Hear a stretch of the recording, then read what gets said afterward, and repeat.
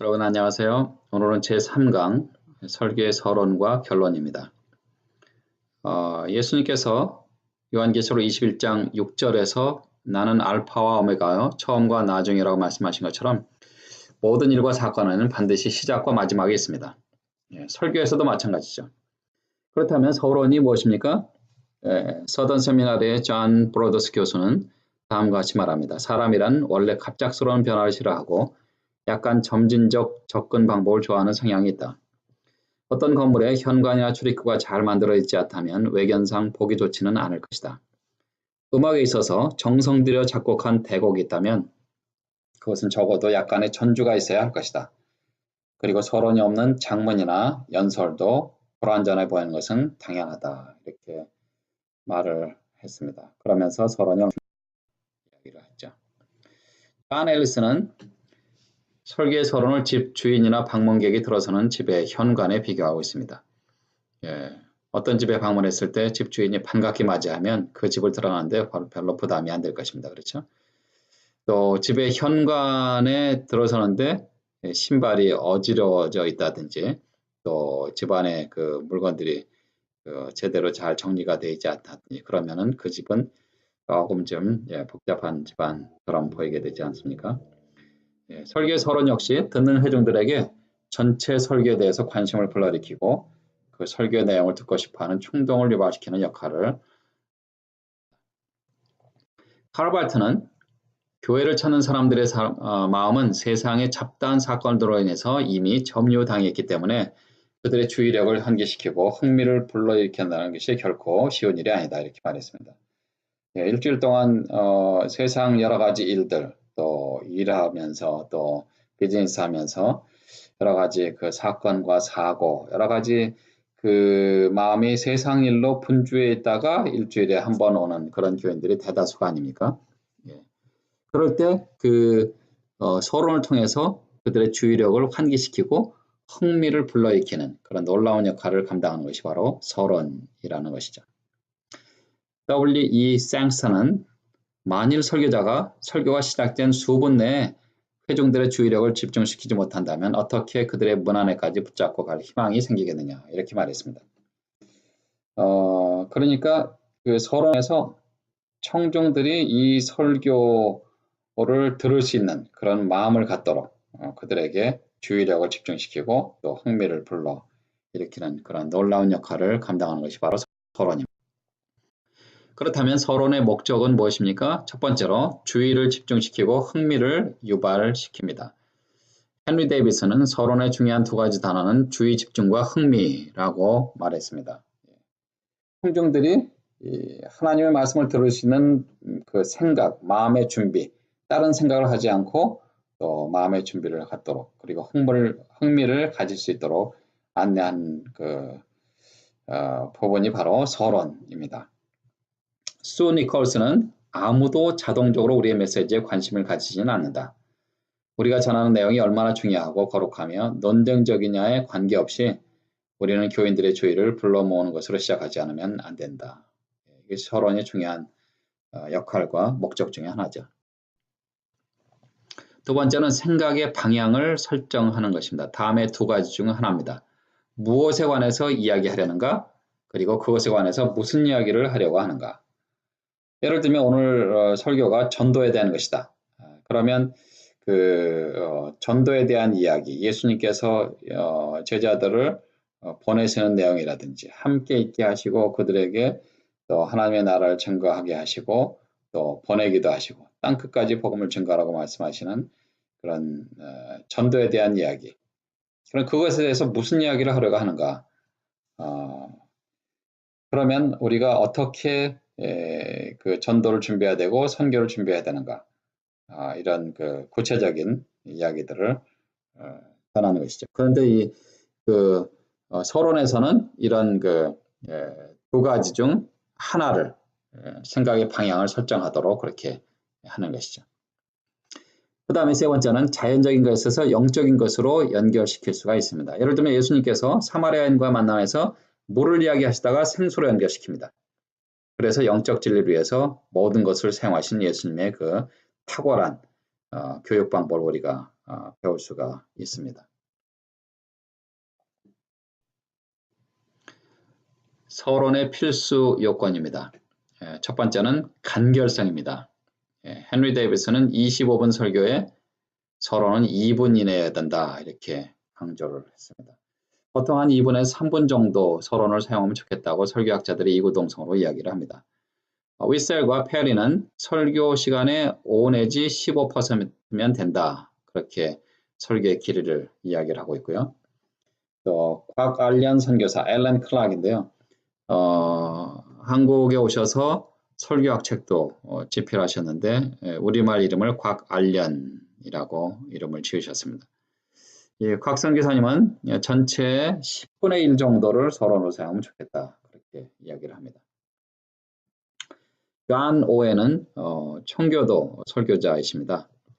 식탁을 너무 오래 차려서 식욕을 잃었다. 이렇게 이야기를 하면서 서론이 너무 길어진 거에 대한 그런 비평을 하는 것입니다. 두 번째는 적절성입니다. 데이비스는 한 설교자에게서 비슷한 두 편의 설교가 나올 수 없고 더 나아가서 똑같은 서론을 가지고 시작되는 두 편의 설교가 있을 수 없다. 만일 한 서론이 이 설교 저 설교를 위해서 사용될 수 있다면 그것은 결코 좋은 서론이 될 수 없다. 그렇죠. 서론 하나를 가지고 A 설교, B 설교를 똑같은 서론을 사용한다면 그거는 잘못된 것이죠. 세 번째는 신중성입니다. 서론은 전할 수 있는 것 이상을 약속해서는 안 됩니다. 너무 거창한 서론이나 본론과 거리가 먼 서론을 전개하는 것은 절대로 금물입니다. 서론에서는 간략하게 주의 집중과 흥미를 갖도록 하는 그 역할만 하시면 됩니다. 서론에서 본론에서 다룰 것을 다룬다든지 또 너무 많은 것을 다룬다든지 하는 것은 피하면 좋겠다고 설교학자들이 이구동성으로 이야기를 합니다. 데니얼 바우만 목사님은 그 책에서 평신도의 비평에 대해서 이렇게 말합니다. 목사님은 서론에서 고층 건물의 기초를 놓는 것으로 시작했는데 결국 닭장을 세우고 말았군요. 무슨 말이냐면 목사님 서론은 참으로 흥미로웠으며 주의 깊은 언어 구사와 더불어 기억에 남을 만한 명작이었습니다. 그러나 설교의 내용은 너무나 대조적으로 졸작이었습니다. 그러니까 본문 해석이라든지 적용이라든지 예화라든지 이런 것들이 별로 감동적이 아닌 그런 설교였다는 것을 말하는 것이죠. 네 번째는 흥미의 촉진입니다. 복음은 원래 생동적이고 감격적이며 좋은 소식입니다. 그래서 이 복음에 대한 어떤 그 흥미를 갖도록 하는 그것이 바로 서론의 중요한 역할 중에 하나입니다. 데니얼 바우먼은 설교자가 복음을 지루하게 전한다면 그것은 죄에 속한다. 이렇게까지 강조해서 이야기를 하고 있습니다. 다섯 번째는 암시성입니다. 서론의 목적은 다음에 전개될 내용은 낱낱이 공개하는 것이 아니다. 설교의 주제가 무엇인지 회중들로 하여금 발견하도록 하고 그 주제가 어떻게 전개될 것인지를 기다리도록 만드는 것이 서론이 의도한 것 중에 하나다. 그러니까 서론에서는 자세한 그 본문에서 다룰 수 있는 것까지 다룰 필요가 없다는 얘기죠. 낱낱이 공개하는 것이 아니라 그 주제 그리고 본론에서 무엇을 다룰지 이런 것들을 잠깐 소개하고 안내하는 것 이것이 그 서론의 목적 중에 하나입니다. 그러니까 암시성이죠. 뭐 예를 들어서 그 소설의 복선이라든지 이런 것들도 물론 사용할 수 있겠죠. 그래서 본론에서 예를 들면 하나님의 사랑에 대한 설교다. 그러면 하나님의 사랑이 어떻게 전개될 것인가. 그런 것들을 이제 서론에서 잠깐 다루면 되는 것이죠. 그래서 소설의 복선처럼 그 본론에서 다룰 어떤 단어라든지 혹은 그 문장이라든지 이런 것들을 한두 개 탁탁 던져주고 그리고 나중에 이제 본론에서 점점 더 깊이 있게 또 더 폭넓게 설명하고 다루면 되는 것입니다. 게리 크론하이트는 유능한 설교자는 그의 목적한 바를 서론에서 모두 말하지 않고 오히려 듣는 이와 말하는 이가 함께 동의해야 할 분야를 강조한다. 그렇게 이야기를 하면서 서론의 목적이 얼마나 중요한가 하는 것들을 얘기하고요. 그래서 다 다루지 않고 이렇게 암시하면서 서론을 전개하면 좋겠다라고 말합니다. 네 번째로 서론의 형태입니다. 첫 번째는 성경적 서론이 있습니다. 이것은 성경의 이야기를 사용하는 것인데요. 타마스 제퍼슨은 재능 가운데 가장 소중한 재능은 한마디면 될 때 두 마디 말하지 않는 재주이다. 이렇게 말했습니다. 예, 그렇죠. 이런 분들은 달변이라고 하지 않습니까? 예, 그래서 한마디로 모든 것들을 다 설명하고 그런 이 달변의 분들이 있죠. 이런 분들이 대화를 하고 이런 분들과 대화를 하고 또 이런 분들이 또 세미나 인도하든지 설교한다든지 그러면은 감동적인 그런 메시지가 될 수가 있습니다. 그래서 성경의 이야기를 서론으로 사용하면 물론 이것이 이제 하나님의 말씀이기 때문에 더 감동적인 그런 서론이 들어있는 거죠. 두 번째는 세속적인 서론입니다. 현대인의 삶의 현장 속으로 들어가서 첫 번째는 개인적인 경험담을 사용할 수가 있습니다. 이것은 설교자에 대한 신뢰도를 높여줍니다. 그리고 개인의 응답을 가져옵니다. 예를 들면 저 같은 경우도 제가 경험한 여러 가지 것들 그런 것들은 이제 설교에 예화로 가끔 사용하기도 합니다. 예를 들면 이제 황자의 비유 설교를 하면서 제 아들내미를 잠깐 어렸을 때 한 4살, 5살 정도 아니네요. 한 2살 정도네요. 예. 그 나이 때 아무것도 모르는 그 나이 때 저희가 쇼핑하러 갔는데 미국의 그 쇼핑몰이 굉장히 넓지 않습니까? 잠깐 손을 놓은 사이에 애가 제 아내와 딸, 그 다음에 저와 제 아들이 이렇게 따로따로 다른 섹션에서 물건을 보고 있었는데 제가 그 물건을 보는 사이에 아들의 손을 놓았는데 잠깐 한 2, 3분 정도 순간적으로 얘가 밖에 나가지 않았는가 하는 그런 불안한 마음에 아들의 이름을 부르면서 밖으로 나갔는데 안 보이는 거예요. 그래서 또 혹시 제 아내한테 갔나, 제 엄마한테 갔나, 다른 섹션을 이렇게 막 찾다 보니까 다행히도 엄마를 찾아간 거였더라고요. 예, 그래서 한 2, 3분, 그 2, 3분이 마치 그냥 2, 30년 같은 그런 정말 생각하기도 싫은 그런 아들을 혹시 잃어버리지나 않았는가 하는 그런 불안한 마음, 그런 경험담. 그런 것들을 할 때 이제 제가 예화로 사용을 하는 것이죠. 설교자가 경험한 이런 개인적인 경험담을 또 서론에서 잠깐 사용할 수도 있고요. 또 문제를 제기할 수 있습니다. 이 시대에 제기되고 있는 신학적인 문제나 또 정치, 경제, 윤리, 사회 이런 문제들을 제기하는 것입니다.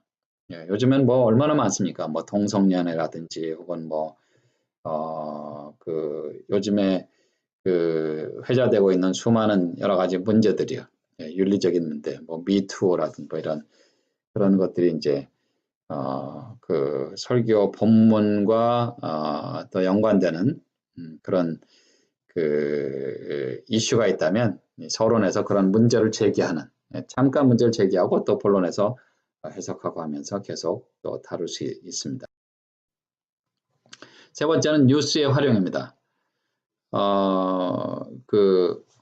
지난 첫 시간에 제가 말씀드린 대로 헤로 에머슨 파스틱은 사건의 현장을 직접 본인이 가서 생생하게 또 묘사하고 또 인용하는 그런 설교자로 유명하지 않습니까?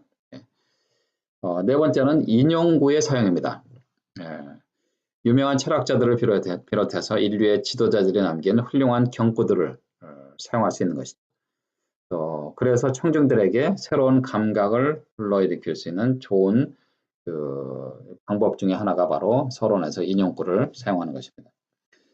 그 다음에 이제 여러분 평소에 책을 많이 읽으시죠? 예, 평소에 읽은 그 책을 그 활용해서 그 어느 책에서 어떻게 읽은 그런 내용이라든지 혹은 그 책에서 다루고 있는 거라든지 이런 것들을 또 그 설계 서론에서 사용할 수가 있습니다. 책은 물론 가장 적은 투자로 가장 많은 정보를 얻을 수 있는 그런 좋은 도구가 되죠. 그 다음에 6번째는 계절의 언급입니다. 예. 여러분 자연을 통해서 그 동물의 세계라든지 혹은 식물의 세계, 생태계 이런 것들을 소개를 하는 것이죠. 이것이 이제 서론에서 여러분들이 그렇게 사용할 수가 있습니다. 뭐 예를 들면 이제 뭐 동물에 대한 이야기를 하면서 그 사자는 토끼를 잡을 때도 최선을 다한다. 뭐 이런 이야기라든지 혹은 뭐 사자 이야기가 뭐 그것뿐만입니까? 뭐 그 사냥할 때도 한 마리가 이제 착 주시하고 있다가 전속력으로 달려가서 그 동물을 공격하는데 사자가 한 마리만 가지 않고 보통 한 대여섯 마리가 한꺼번에 가갖고 최선을 다해서 그 사냥을 하는 그런 사자의 그런 모습들 이런 것들을 이제 서론에서 예화로 사용할 수가 있겠죠. 그 다음에 이제 유머를 사용하면 좋습니다.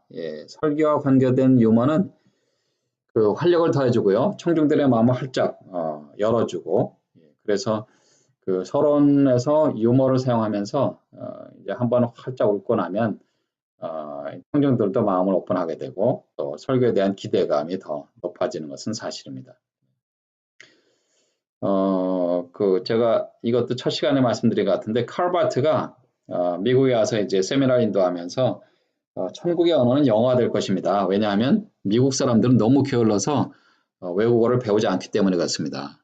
그렇게 이제 조크를 했더니 미국 사람들이 한바탕 웃고 넘어갔다는 그런 일화가 있습니다.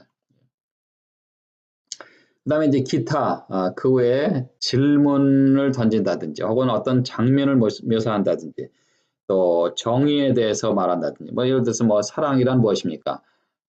뭐 이별이란 무엇입니까? 이런 정의를 내리는 거죠. 또 비유 혹은 수수께끼, 예언이라든지 시 혹은 그러한 문제나 또 주제의 간략한 역사, 기도, 격언 이런 것들을 이제 서론에서 사용할 수가 있겠습니다. 피해야 될 사항이 있습니다. 첫 번째는 지난번 설계 서론을 되풀이하는 것입니다. 아까 말씀드린 대로 두 번의 서론을 그러니까 하나의 서론을 다른 두 개의 설교에서 사용하면 안 된다라고 말하는 것처럼 이게 바로 같은 말입니다. 지난번 사용했던 서론을 또 다음번 설교에 내용도 다르고 본문도 다른데 똑같이 되풀이해서 하는 거. 이거는 뭐 그렇게 하면 절대로 안 되는 거죠. 물론 그렇게 하는 분이 없지만 그러나 이제 시리즈 설교를 할 때 그런 실수를 하는 분들이 있습니다. 그러면 그 서론도 조금 더 업데이트를 한다든지 조금 다른 방향으로 다른 각도로 준비를 하셔야 되는데 설교자들이 그 내용이 같다고 본문이 같다고 그리고 그 대지 첫 번째 대지 두 번째 대지 그래서 너무 길어서 첫 번째 대지를 한 설교를 했고 두 번째 대지는 그 다음 주에 한다. 그렇다고 똑같은 서론을 앞에서 하면 안 되는 것입니다. 그게 바로 설교학자들이 이구동성으로 강조하는 것입니다. 그래서 본문과 내용이 같더라도 또 두 번째 새로운 설교를 하게 되면 서론도 조금 그 업데이트된 서론을 준비하면 좋겠다. 그렇게 말합니다. 그 다음에 변명하지 마시기 바랍니다. 설교자들이 내가 부족한 종이기 때문에 난 이 메시지에 만족하지 못합니다. 준비가 아직 잘 됐습니다. 이거 굉장히 부족합니다. 그렇게 이야기하는 설교자가 종종 있습니다. 사실 우리가 그 설교자는 하나님의 말씀을 증거하는 하나님의 종입니다. 이것이 내 것이 아닙니다. 물론 이제 내 경험을 예화로 사용할 수는 있지만 결국은 하나님의 말씀이고 하나님의 것입니다. 그렇기 때문에 내가 부족하다고 해서 이 하나님의 메시지, 하나님의 말씀이 부족한 건 아니거든요. 그런데 내가 이 메시지에 굉장히 부족하다. 이렇게 얘기하는 것은 나를 설교자로 세우신 하나님을 모독하는 것이 됩니다. 그리고 하나님을 전적으로 그리고 온전히 신뢰하지 못한 믿음의 부족입니다. 제가 오래전에 거의 한 어떻게 되나요? 한 거의 30여 년 된 이야기인데요. 어떤 그 선배 목사님이 그 안수식에 오셔서 이제 설교를 하는데 설교 원고를 깜빡 잊고 안 갖고 오신 거예요. 그건 이제 그 현장에 도착하셔서 그거를 발견하신 거죠. 그러면 이제 물론 저도 그런 상황이면 굉장히 당황이 되겠죠. 그렇죠? 누구라도 마찬가지겠죠. 그런데 그런 경우라 할지라도 그냥 하나님 의지하고 기도하고 준비된 메시지가 확실히 기억이 안 나면 그러면 다시 오늘 안수받는 그 목회자를 위해서 축복된 말씀 또 하나님을 의지하고 또 앞으로 하나님 맡겨주신 사역 더 충성스럽게 잘 감당하면 좋겠습니다. 하는 그런 이야기로 그 메시지를 전하면 좋은데 올라오셔서 첫 마디가 제가 오늘 어떤 말씀을 준비했는데 원고를 집에 두고 왔다. 그렇게 서두를 시작하시는 거예요. 그럼 이게 설교의 서론 아닙니까? 그러니까 청중들이 아니 그러면은 오늘 설교를 어떻게 하시지? 갑자기 불안한 마음이 들고 그리고 그 목사님이 설교하는 거기에 전혀 그 마음이 안 가는 거예요. 저 자신도 그랬습니다. 그러면 설교를 어쨌든 하시는데 지금은 물론 오래된 얘기니까 다 잊어버렸지만 그 당시에도 지금도 생생하게 기억하는 것은 그 목사님이 설교하시는 것이 준비된 메시지가 아니라는 그런 생각이 계속 들면서 은혜가 안 됐던 그런 뼈아픈 추억이 있습니다. 그래서 여러분은 혹시라도 사람이 실수할 수 있죠. 그렇죠? 예. 그럴 수 있고 또 깜빡 잊고 또 안 갖고 올 수 있고 그러나 하나님의 말씀 성경은 나와 함께 있잖아요. 성경은 요즘 같은 경우는 더보다나 스마트폰에도 들어있고요. 없는 데가 없지 않습니까? 예. 그래서 평소에 묵상하고 준비했던 한 구절이라도 기도하는 가운데 찾아내서 더 격려하고 그렇게 하면 좋지 않을까 그런 생각이 됩니다. 조금 전에 말씀드린 내가 설교한 지 얼마 안 돼서 설교자로서 아직 부족합니다. 이런 얘기는 절대로 하시면 안 됩니다. 하나님이 세우셨기 때문에 하나님 앞에 기도하고 의지하고 또 최선을 다해서 전하면 됩니다. 이제 제4장입니다. 제4장은 설교의 결론. 결론의 목적은 설교를 효과적으로 끝맺기 위해서 설교의 마지막 몇 분 동안 결론을 맺어야 되는데 청중이 평생 잊을 수 없는 간결하면서도 인상적인 메시지를 전해야 되고 또 청중이 그것을 가슴속 깊이 새기도록 그렇게 해야만 할 것입니다. 결론도 마찬가지로 설교학자들이 보통 한 서론처럼 2, 3분 내로 끝내면 좋겠다 그렇게 이야기를 합니다. 그 다음에 청중들의 진리 적용을 위해서 결론을 맺어야만 됩니다. 오자라 데이비스는 설교의 결론이 설교의 관심과 준비의 부족으로 충분하게 맺어지지 못한다면 그것은 설교자의 죄다. 아까 데니얼 바우먼 목사님은 설교자가 설교를 잘 증거하지 못하면 그것이 죄라고 말하는 것처럼 설교학자들이나 목회자들이 그렇게 느끼고 그렇게 주장하고 있습니다. 그러니까 그만큼 열심히 기도하고 최선을 다해서 준비하고 잘 증거해야 된다는 것을 좋은 결론의 필수 조건은 뭐냐면 첫 번째는 자연스럽고 적절한 연결이 돼야만 됩니다. 결론이라는 것은 서론과 본론의 내용을 집합하고 추려내는 역할을 합니다.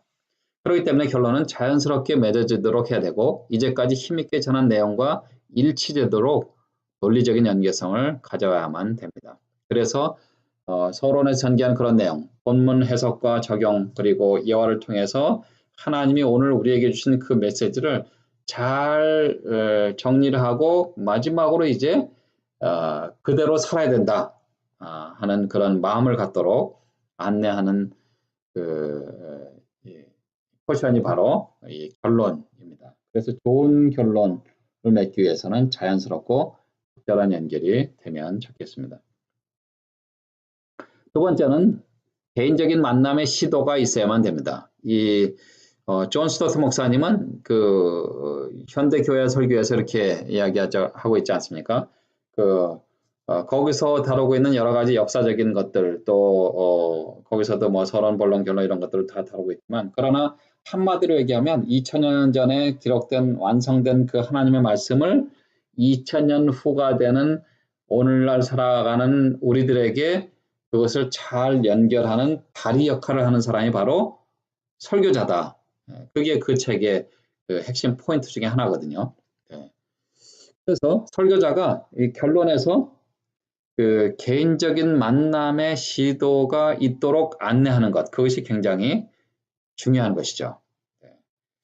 그래서 설교의 주된 목적은 메시지를 통해서 설교자와 청중이 동시에 하나님과 개인적으로 만나도록 하는 데 있습니다. 수천, 수만, 뭐 수백만이 모여있는 그런 곳이라 할지라도 결국은 하나님은 개인적으로 만나기를 원하십니다. 그래서 하나님과 개인적으로 만나도록 안내하고 인도하는 그 역할을 하는 것이 바로 이 결론입니다. 본론을 통해서 이러한 만남이 이루어지기도 하지만 결론에서 최종적으로 시도를 하면서 한 영혼도 그냥 돌아가지 않도록 하는데 결론의 목적이 있습니다. 세 번째는 설교의 절정을 이루어야만 합니다. 설교는 클라이맥스의 연속입니다. 쭉 올라갔다가 또 좀 내려오고 쭉 올라갔다 내려왔다 계속해서 그 설교는 하나님의 말씀을 통해서 클라이맥스가 계속해서 연결이 되는 겁니다. 본론에서 설교의 절정이 몇 번 시도될 수 있습니다. 그러나 최종적이고 가장 결정적인 설교의 정상은 역시 결론에서 시도되어야만 합니다. 그래서 그래 내가 이제 앞으로는 하나님 말씀을 더 읽어야지. 그래 앞으로 내가 기도도 열심히 해야지. 그래 내가 오늘부터 내가 열심히 전도해야 되겠다 하는 그러한 결심과 또 헌신과 이런 그 결단을 하고 들어가는 그런 시간이 바로 결론의 부분에서 이루어져야만 합니다. 그렇기 때문에 결론에서 설교의 클라이맥스 절정을 이루어야만 되는 것입니다. 네 번째는 간결해야 된다. 아까 조금 전에 말씀드린 대로 설교의 서론과 결론은 간결해야 됩니다. 긴 서론과 결론은 설교자의 무능을 나타냅니다. 예를 들어서 한 25분에서 30분 정도 설교를 한다면 2, 3분의 결론을 미련 없이 준비된 대로 끝낼 수 있는 용기가 필요합니다. 우리 그 초등학교 때 그 교장 선생님의 이야기를 많이 예로 쓰지 않습니까? 마지막으로 훈시하시면서 마지막으로 그렇게 이야기를 하시고 또 한 2, 3분 얘기하시고 그리고 끝으로 그렇게 또 한 2, 3분 얘기하시고 다시 한번 진짜 마지막으로 그렇게 하고 또 한 3, 4분 얘기하시고 그럼 그 마지막이 아니죠. 설교자들도 사실은 본론에서 설명하면서 또 부족하다고 느끼는 것을 결론에서 또 설명하려고 하는 그런 설교자들이 있습니다. 그렇게 하면은 이게 본론인지 결론인지 청중들이 혼돈이 올 수밖에 없습니다. 그러니까 과감하게 하나님께 의지하고 성령님께서 도와주시겠다고 하는 도와주실 것이라는 그런 믿음을 가지고 설교자가 담대하게 간결하게 짧게 그리고 그날의 그 주제를 딱 결론으로 맺으면서 청중들이 이제는 이 결론을 가지고 하나님 앞에 또 헌신하기를 원합니다 하는 그런 마음으로 간결하게 끝내면 좋습니다. 결론의 형식을 보겠습니다. 먼저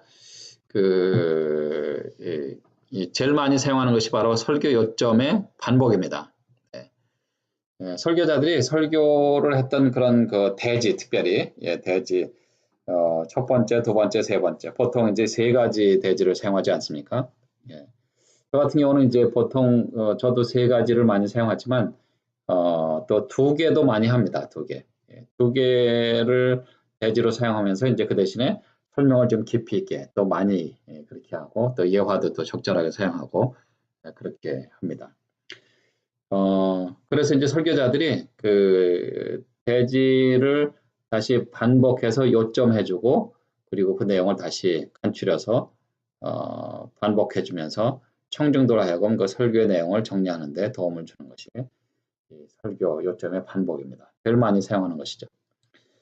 그 다음에 결론에서 격려할 수 있습니다. 실생활에 상처받은 청중들을 위해서 특별히 치유적인 설교를 하는 그런 그 부분에 있어서 결론에서 격려하는 그런 결론을 맺을 수가 있습니다. 이럴 때는 이제 위로의 형식을 취하면 좋습니다. 하나님은 여러분을 여전히 사랑하십니다. 하나님은 우리를 치료하시는 여호와 라파 하나님이십니다. 하나님 우리에게 필요한 모든 것들을 공급해 주시는 여호와 이레의 하나님이십니다. 우리에게 평강을 주시는 여호와 샬롬의 하나님이십니다. 이렇게 해서 이제 청중들이 그 하나님이 나를 사랑하시고 나를 위로해 주시고 나를 격려해 주시고 또 내가 비록 지금 부족하지만 하나님이 또 나를 다시 회복시켜 주실 것이다 하는 그런 그 메시지를 통해서 격려받고 회복하는 그런 결론의 시간을 가질 수가 있습니다. 세 번째는 적용입니다. 설교의 내용을 생활에 적용하도록 인도하는 것이죠. 예, 아까 제가 몇 번 강조해서 얘기한 것처럼 오늘의 내용이 바로 기도입니다. 여러분 기도하셔야 됩니다. 하나님이 기도를 응답해 주시고 또 여러분의 기도를 통해서 주변에 많은 사람들이 변화될 수 있고 또 세상도 변화될 수 있습니다. 여러분 하나님의 말씀은 하나님 말씀으로 세상을 창조하신 것입니다. 그렇기 때문에 성경을 우리가 읽어야만 됩니다. 여러분 성경을 통독하시고 암기하시고 또 암송하시고 또 그 암송한 말씀을 실제로 삶에 적용해 보시면 좋겠습니다. 여러분 지금 그 수많은 사람들이 그 복음 없이 죽어가고 있는데 전도해야 됩니다. 선교해야 됩니다. 이런 것들을 이제 강조하는 거죠. 그래서 결론에서 그들이 삶 속에서 오늘 말씀 들은 것을 그대로 적용할 수 있도록 안내하고 인도하고 강조하고 하는 것을 결론에서 사용할 수가 있습니다. 네 번째는 권면과 도전입니다. 예, 설교자가 권면이나 도전의 형식을 취해서 청중이 반응하도록 하는 형식인데요. 예, 조금 전에 말씀드린 뭐 그런 거죠. 뭐. 예, 그 권면도 하고 도전을 할 때 여러분 우리가 기도하지 않으면 안 됩니다. 기도는 영적인 호흡이나 마찬가지입니다. 여러분 우리가 호흡하지 않으면 어떻게 되겠습니까? 우리는 죽을 수밖에 없습니다. 우리가 기도하지 않으면 영적으로 우리가 죽을 수도 있습니다. 하는 그렇게 이제 비유하고 연결하고 해서 강조하고 도전하고 그래서 여러분 지금 76억 명이 넘는 지구상의 인구 중에 정말 교회와 이런 데 인발되고 교회와 연결된 사람이 20억 명도 안 됩니다. 그럼 나머지 55억 명 이상의 사람들은 복음 없이 죽어가고 있습니다. 여러분 그들을 위해서 기도하십시오. 그들에게 전도하시기 바랍니다. 선교하십시오. 여러분이 만약에 못 가시면 또 보내시고 또 가신 분들을 위해서 기도해 주시고 뭐 또 물질로 후원해 주시고 그래서 여러분들이 그렇게 하면 좋겠습니다. 네. 그래서 하나님의 나라가 확장되는 일에 여러분이 쓰임 받으면 좋겠습니다. 하는 그런 그 권면과 도전 이것을 이제 결론에 사용할 수가 있겠습니다. 혹은 권유 혹은 부름을 이제 결론에서 사용할 수가 있습니다. 이것은 청중에게 무엇인가를 요구하는 형식입니다. 죄의 고백이나 헌신의 초청 등이 여기에 속하죠. 예를 들어서 전도 설교를 했으면 그날에 그냥 초청하시면 됩니다. 혹시 아직까지도 그리스도를 알지 못하는 영혼들이 있으면 아니 그렇게 얘기하면 안 되죠. 혹시 아직까지도 예수님을 잘 모르는 분이 있으십니까? 오늘 말씀을 듣고 예수님을 구주와 주님으로 영접하기 원하는 분들이 있으면 조용히 손들어서 표현해 주십시오. 다 이제 눈 감고 기도하도록 하고 예, 우리 초청할 때 제일 많이 사용하는 것이 바로 그거 아닙니까? 다 같이 기도하겠습니다. 예, 다 눈 감게 하고 왜냐하면 우리 문화에서는 또 쉐임 문화 아닙니까? 예, 표면 문화. 그래서 눈 감고 조용히 초청하는데 또 성령 하나님께서 그것을 통해서 또 역사하시고 그들의 마음을 감동하시고 그래서 오늘 예수님을 구주와 주님으로 영접하기로 원하는 분들 조용히 손들어서 펴해 주시기 바랍니다. 이제 거기서 끝나지 않고 뭐 조용히 일어나 주세요. 뭐 이런 목사님들 계신데 교회마다 또 상황마다 조금 다르죠. 일어나세요 그러면 이제 이렇게 잘 일어나는 분들 있지만 어떤 분은 그냥 끝까지 그냥 앉아 있고 또 좀 부끄러우니까 그리고 자기가 꼭 드러날까봐 하는 그런 이런 경우도 있고요. 그래서 그런 것들이요. 그렇게 해서 이제 결론 부분에서 이렇게 권유를 한다든지 혹은 부름, 초청 이것을 이 결론에서 사용하면 됩니다. 그리고 이제 그들의 행동에 옮기도록 초청하는 그런 형식이죠. 그 다음에 축복의 선언을 결론에서 사용할 수가 있습니다. 하나님께서 우리에게 주시는 축복의 내용을 설명해 주시는 것을 말하는 것이죠. 하나님이 여러분을 사랑하시되 독생자 예수 그리스도를 주시기까지 우리를 사랑해 주셨습니다. 하나님은 여러분이 복받기를 원하십니다. 민수기 6장 24절 26절에 보시면 하나님은 내게 복을 주시고 너를 지키시기를 원하며 하나님은 여호와는 내게 얼굴을 비추사 은혜 베푸시기를 원하며 여호와는 그 얼굴로 내게 비추사 평강 주시기를 원하노라 할지니라 하라. 모세와 아론에게 이렇게 이스라엘 백성들을 축복하라고 말씀하신 그 말씀을 인용하면서 하나님 우리에게 복 주시기를 원하십니다. 우리를 축복하기를 원하십니다. 자손 대대로 천대까지 여호와를 경외하는 모든 사람들에게 하나님의 그 은혜와 복을 주시는 분이 바로 우리의 하나님이십니다. 그래서 이제 축복의 내용들을 사용. 그 다음에 시를 사용해도 되죠.